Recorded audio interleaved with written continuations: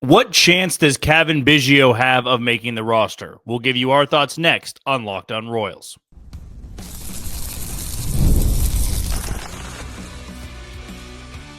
You are Locked On Royals, your daily Kansas City Royals podcast. Part of the Locked On Podcast Network, your team every day. You are tuned into another edition of Locked On Royals on the Locked On Podcast Network. As always, I'm your host, Jack Johnson, and you can find me on Twitter or X at JohnnyJ_15. That's at JOHNYJ_15. And as always, you can catch us on wherever you get your podcasts. That is Spotify, Apple Podcast, Amazon Music, Google Podcast, Odyssey, and YouTube. Just be sure to hit the follow button and subscribe.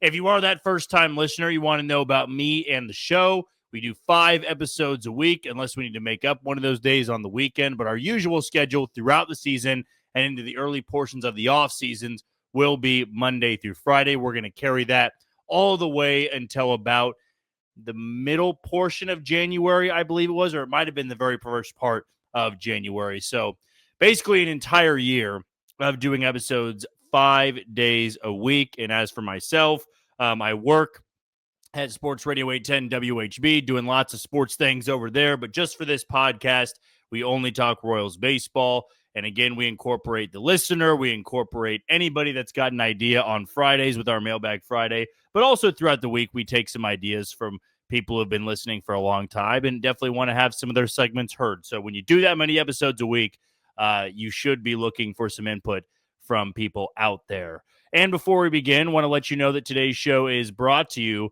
by wonderful Pistachios. Looking for a snack that's both delicious and nutritious?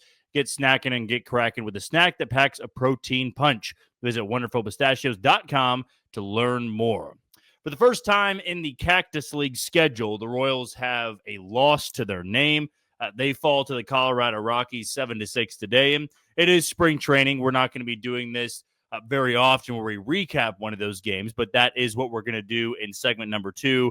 More so talking about some of the headlines that came from the game, more than just maybe the box score. We'll definitely dive into some of the numbers that stood out, some of the spin rate for some of these guys. That'll be dedicated to segment number 2. And then I do want to jump ahead to the regular season and dive into the April schedule because like last year, it is very much a brutal start for the year.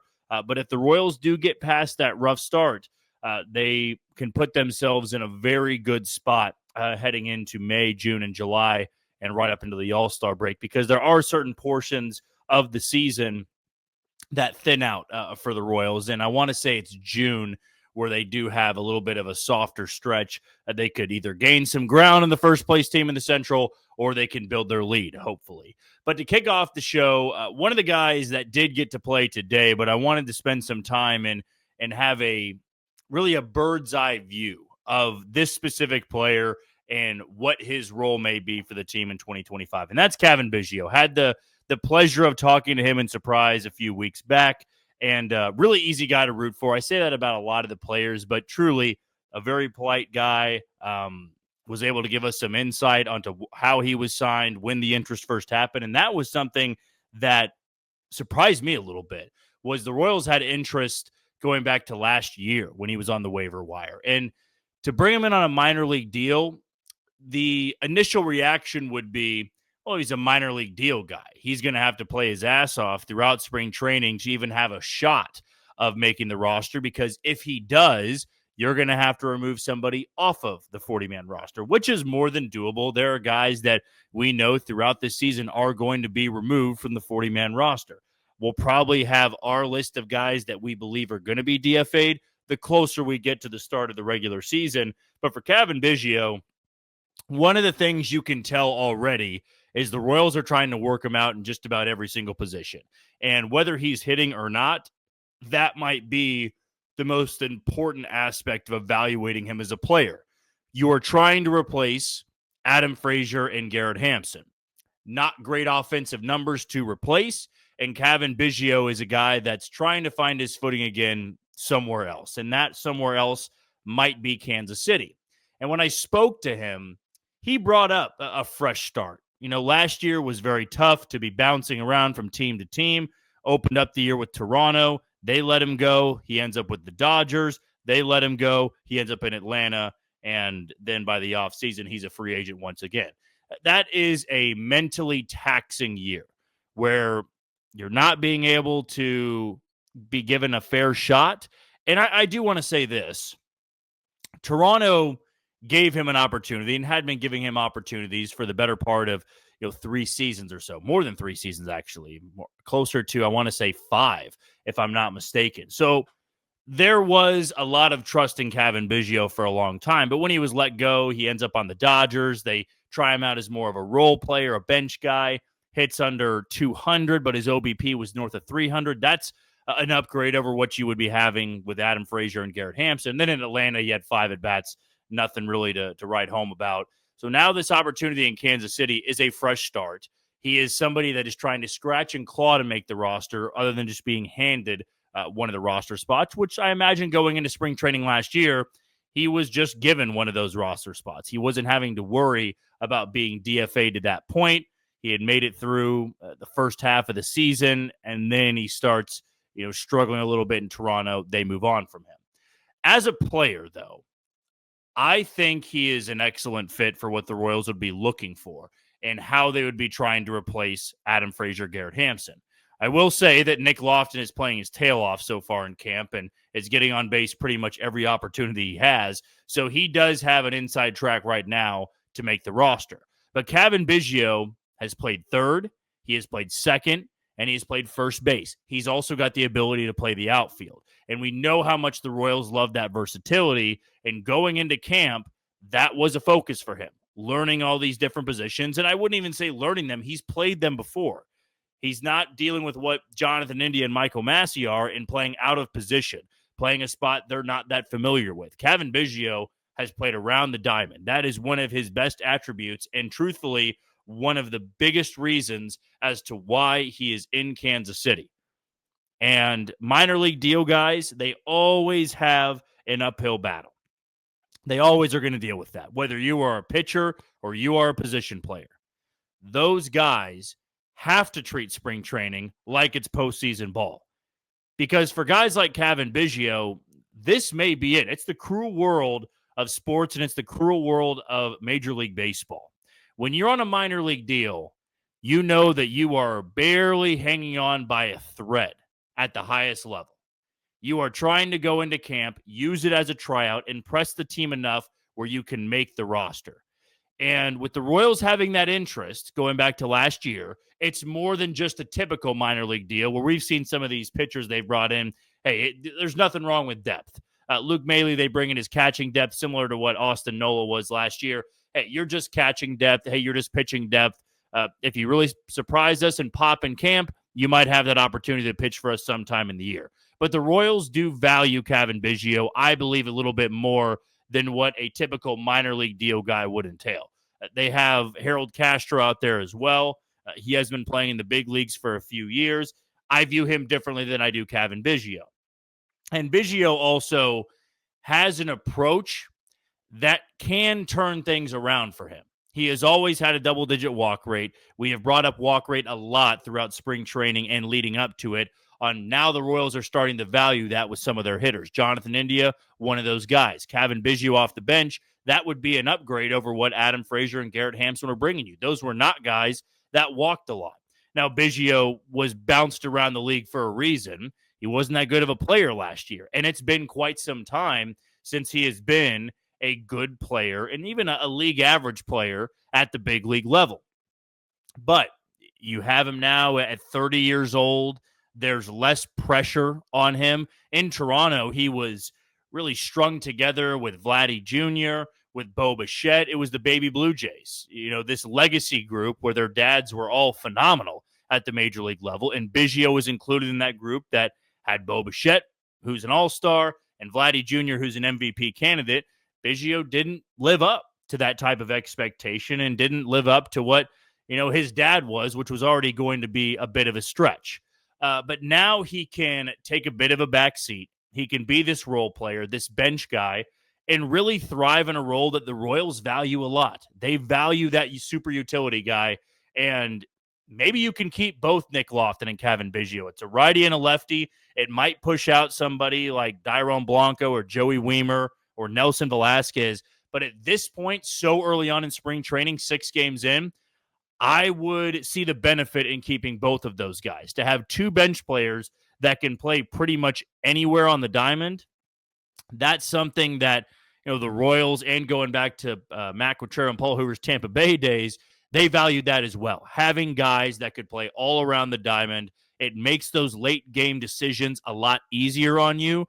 For example, if Kyle Isbell is due up in the 8th inning and you have Freddie Fermin to pinch hit for him and you want that righty on lefty, well, then if you pinch hit with Freddie Fermin, the next inning you may not need to replace somebody like Freddie Fermin. You could move him behind the plate. You could move Salvi to first. You could move one of those guys to center field, or you move somebody over to center field.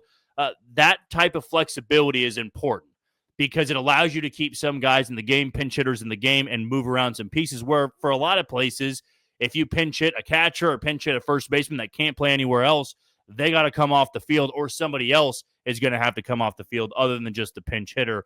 And that was something that happened a lot last year where the Royals moved around multiple pieces. Adam Frazier, Garrett Hampson were a part of that.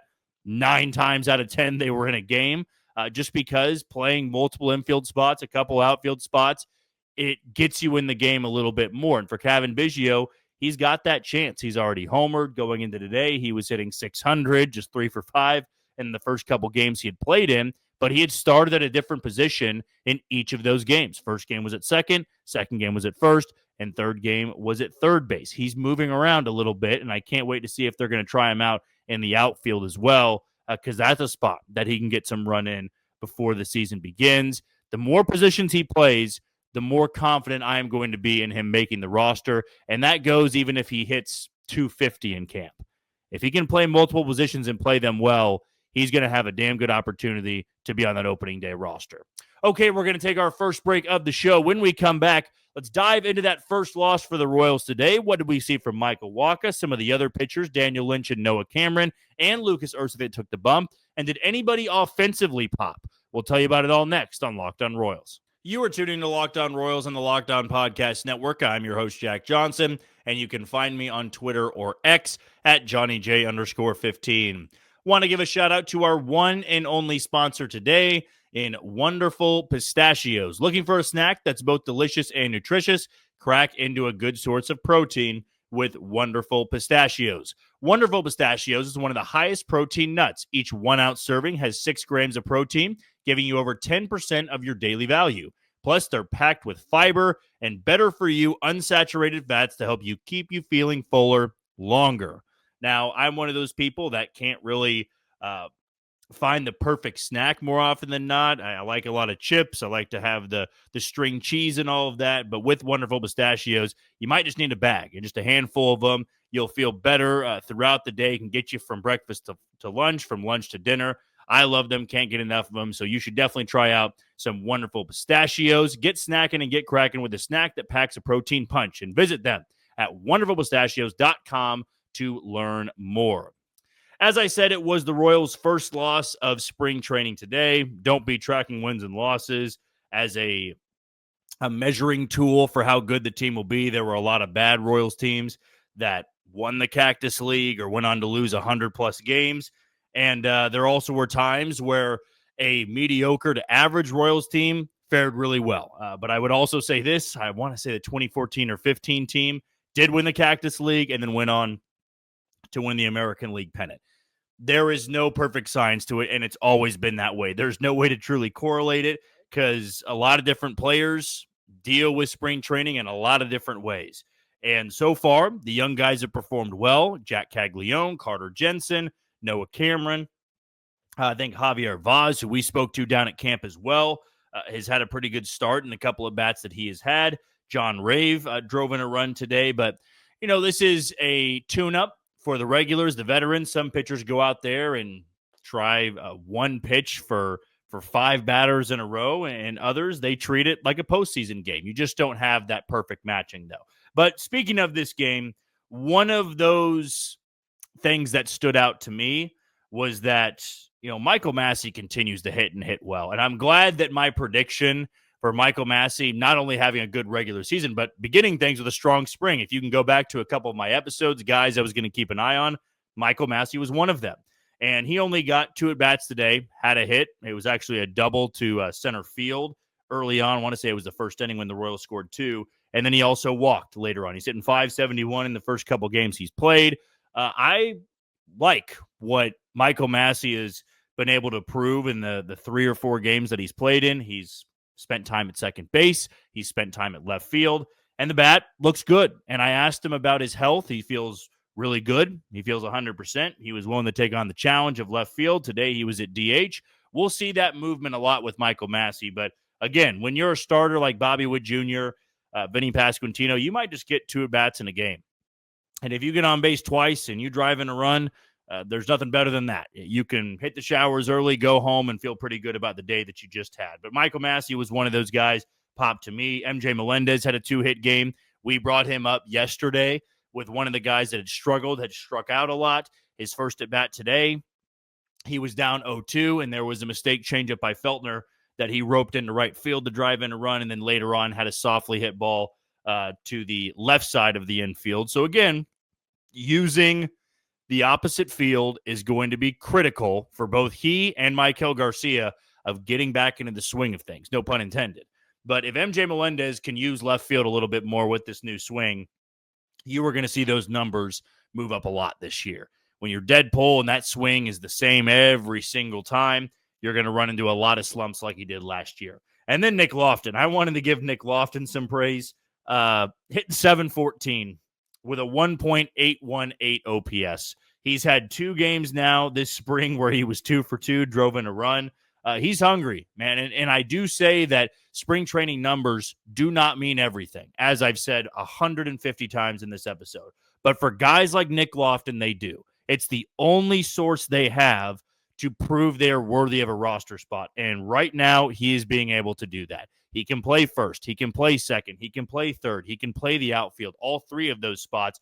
Cavan Biggio can as well. And Biggio was, I want to say, 0 for 2 today. Yeah, he was 0 for 2, still hitting .429 this spring. But Nick Lofton's hitting .714. And Nick Lofton is hitting the ball pretty hard as well. That's another thing I wanted to point out was Nick Lofton is squaring it up a bit. It's not just these softly hit singles. And no, he's not always facing big leaguers. He's not always facing the regulars. But if you just continue to hit and you get on base and you drive in runs, your coaches are going to notice. And Nick Lofton has to be one of those guys that the Royals are noticing. On the pitching side, Michael Wacha opened up his outing very well. Struck out the first 4 batters he faced, struck out the side in the first on 14 pitches, and then ended up finishing his 2 innings of work with 3 runs to his name, 3 hits, and gave up a home run. I want to say it was to, I'm going to blank on it now. I got to pull it back up. It was, man, I would have thought it would have been easier for MLB.com to give me that name, who had 2 home runs. It was Nick Martini. That's right. Nick Martini had 2 bombs today off Michael Wacha and then Noah Cameron. Noah Cameron didn't get a lot of swing and miss today. Michael Wacha did. He just gave up the 3 runs. But Noah Cameron and Daniel Lynch were both tagged for 3 total runs. With Noah Cameron, there was one cutter he threw with a spin rate was north of 2,700, which is well above elite. I don't know if it was completely accurate. Sometimes those StatCast numbers are not going to be accurate in spring training because every other cutter he threw was around 2,300 to 2,400, which is still considered good and either at the league average or slightly above it. But he just wasn't getting the swing and miss today. And that's why when the Royals leave camp, there's going to be many reasons to say, hey, Noah Cameron can start things off in AAA. It's not to say he's going to spend an entire year or even half the season down there, but there are things to work on. And hopefully that's what he is fine-tuning right now in Surprise is I need to have a plethora of pitches I go to. If I'm going to be making starts for a playoff caliber team, I can't be just trying to put away pitchers like I do in AAA or I was in AA. And today, the cutter was working. He was placing it well. On the home run he gave up to Nick Martini, he fell behind in the count and then left a fastball up.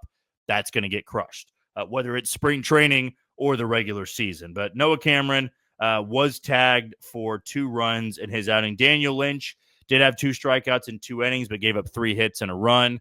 Lucas Ursig gave up a run in his one inning of work, his first of spring training, by the way. That run was, I'll give it an asterisk, if you will. Maybe that's me trying to make excuses for Lucas Ursig because of how much I believe he's going to be an all-star this year and one of the better back-end arms in all of baseball.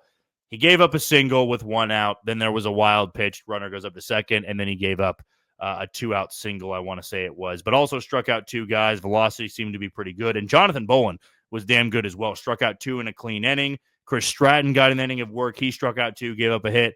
That's a name that we might get into in tomorrow's episode with Chris Stratton. He's not on my opening day roster, and he's out of options. He is a trade candidate, in my opinion.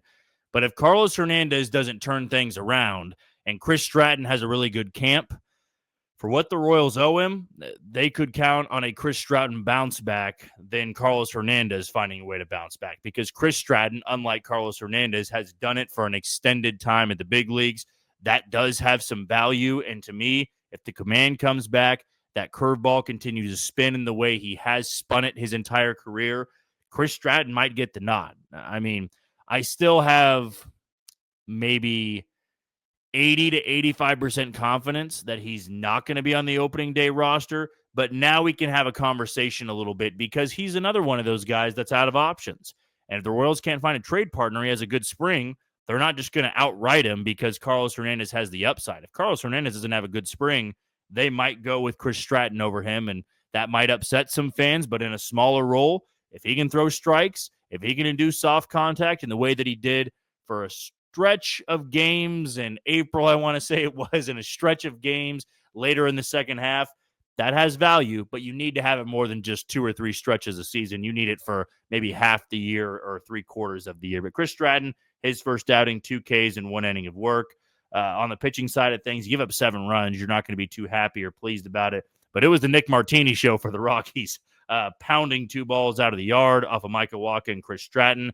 Tomorrow, it will be the Royals going to face Milwaukee at American Family Fields in Phoenix.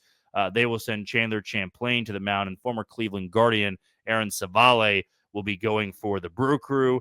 Another first pitch right after 2 o'clock, this one at 2:10. And it looks like if you have the MLB app, you can watch this on both, FanDuel Sports Wisconsin and FanDuel Sports Kansas City. So that will be the first game you can actually watch, at least what I'm reading right now on MLB.com. You'll be able to watch tomorrow's game for the Royals. Chandler Champlain will be going for Kansas City. Also, as I just said, Aaron Savale going for the Milwaukee Brewers. Okay, we're going to take our first break of the show. When we come back, let's jump ahead to the regular season. How tough is that start to the year for Kansas City? We'll tell you next on Locked On Royals.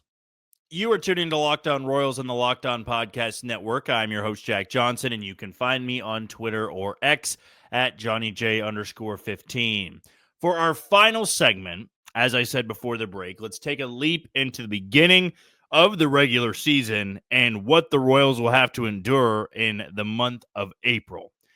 By my tally, there are 10 series to begin the year, beginning on March 27th, opening day against Cleveland, and it will end on May 1st against Tampa Bay. So I just took those games into account, those series into account, and there are a lot of road games, a lot of tough road games, and some division winners and just playoff teams in the month of April.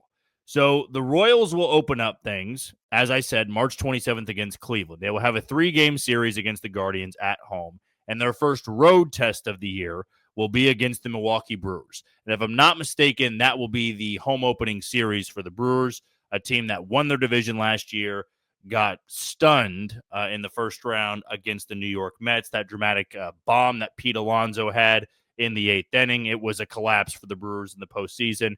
And especially from their elite closer in Devin Williams, who had missed a chunk of that season. Now he's in New York. That still is a lethal Milwaukee bullpen. So the Royals will get a division winner in Cleveland to open up the year, then a division winner in Milwaukee. After that, they will take on Baltimore at home. So another time they will be facing the Orioles early on in the year, and they'll be done with their season series against the O's on May 4th. So just like last year, the Royals will see the Orioles early on and not have to worry about them the rest of the year. So you have Baltimore right after Milwaukee, then a 4-game series against Minnesota. That'll be a 7-game homestand. So in adding that up, the Royals' first 13 games, 10 of them will be at home. So 10 of 13 will be at Kauffman Stadium. Then they have a very long 10-game road trip. They will face Cleveland again for 3 on the road from April 11th to 13th. They will then go and have a rematch of the ALDS. They'll go to the Bronx and take on the Yankees April 14th through the 16th. Then they will have a 4-game series with Detroit from April 17th to April 20th. So on their first or second off day, actually third off day because they have one on the 28th right after opening day, the third off day of the year, that'll be the 21st of April, they will have faced the division-winning Cleveland Guardians 6 times. They will have faced the Brewers 3 times, another division winner. They'll be facing the Yankees 3 times, another division winner. They'll be facing a playoff team in Baltimore 3 times and a playoff team in Detroit 4 times. They finally get a little bit of a break and taking on the Rockies for 3 at home on April 26th or 22nd through April 24th. And then they will host the Astros in April yet again. Did that last year, one of their first home series of the year. And then, as I mentioned, that 3-game road trip to Tampa, though they're going to be playing in a different ballpark. They're not going to be at Tropicana Field because of the damage that happened there. But that's the first month of the season. And you could make a couple of bets about that first month of the season, maybe the win total for this team. Maybe it's going to dictate a lot for you. But like last year, that's a brutal, brutal stretch. And there are positives, I will say, about having a rough stretch in April because, yeah, you're going to not be playing your best baseball. The offense will be slow to get going. They will be playing in Cleveland when it's freezing. New York will be cold. Detroit will be cold. Kansas City will be cold. They're fortunate Milwaukee's in a dome, so they don't need to worry about any cold weather there because there likely will be in the month of April, at least for a point in time. But again, the benefit of having a rough stretch in April is that you may be getting some of these teams that aren't at full strength, that are still trying to find their footing. I think Royals fans should feel pretty thrilled that they get the Yankees in April because I believe by the time the Yankees are rolling in the second half of the season, you're not going to need to worry about them until you face them on June 10th, 11th, and 12th, right before a series with the Athletics at home. But that start to the season, it could either bury the Royals or it could put them on the map. That's the way I view it. And maybe you want to take the normal approach and say, well, just go 500 in that stretch. Let's see. So you'd have 3 against Cleveland, 3 against Milwaukee. There's 6, 9 for Baltimore, 13, and then 16, 19, 23, 26, 29, 32. You go 16 and 16 in the first 32 games of the season. You're probably not too disappointed considering who you had. And then I would argue that it's a very easy May. And baseball's odd, right? The Royals had that gauntlet last year when they were dealing with injuries. They're facing the Braves. They're facing the Yankees. They're facing the Giants. They're facing the Twins. And not all those teams made the postseason. It was just a really rough stretch for them. It was a tough end to August and a tough beginning to September that was always viewed as the gauntlet. And there were 2 gauntlets they had to go through last year that I can recall, one of them being in June and then one of them being at the very end of the season. But in the month of May, you get Baltimore on the road. You get the White Sox for 4. Boston will be tough, but Houston, are they going to be taking a step back despite winning the division last year? St. Louis is definitely bound to take a step back. That San Francisco series, I'll actually be there for at Oracle Park. They will then get Minnesota, Cincinnati, and Detroit. Maybe that was strong to say a very light schedule. There are many winnable games, though, in the month of May. I couldn't recall which month it is. June is pretty tough because you see the Yankees again. You see Texas and San Diego on the road, and the Dodgers also have to go to Seattle, where the Royals always struggle. In the month of July, you'll see the Diamondbacks. You'll see the Mets. You will see Atlanta as well. Maybe it was August, I want to say, or it might even be September now that I think about it. Because in the month of September, this could be a good sign for the Royals. They'll see the Angels 6 times. So you get the Angels 6 times, you get the Athletics for 3, you get Toronto at home for 3, you get Seattle for 3. That was the month I was looking for. So unlike last year, where September was an absolute gauntlet, they were hanging on by their fingernails for a playoff spot, it appears this year that September could be more smooth sailing for the Royals if they are trying to build a lead, as I said, or they're trying to gain some ground for first place in the Central. However, that first spot, that first month, April, it's going to be another grind for the Royals. And last year, they were able to take it in stride and play really good ball, hoping for the same in 2025. All right, that's going to do it for another edition of Locked On Royals and the Locked On Podcast Network. I've been your host, Jack Johnson.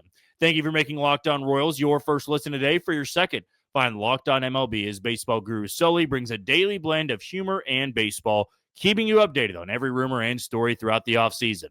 Find Locked On MLB on YouTube or wherever you listen to your podcast. Tomorrow, I do want to spend some time on Nick Loftin and if we can expect a much better second season, we'll call it, because he came up in September of 2023. I'm not really going to count that a full year. So his second true full season at the big league level, can we buy into the hype that he's showing in spring training? We'll tell you tomorrow. But until then, you take it easy, Kansas City.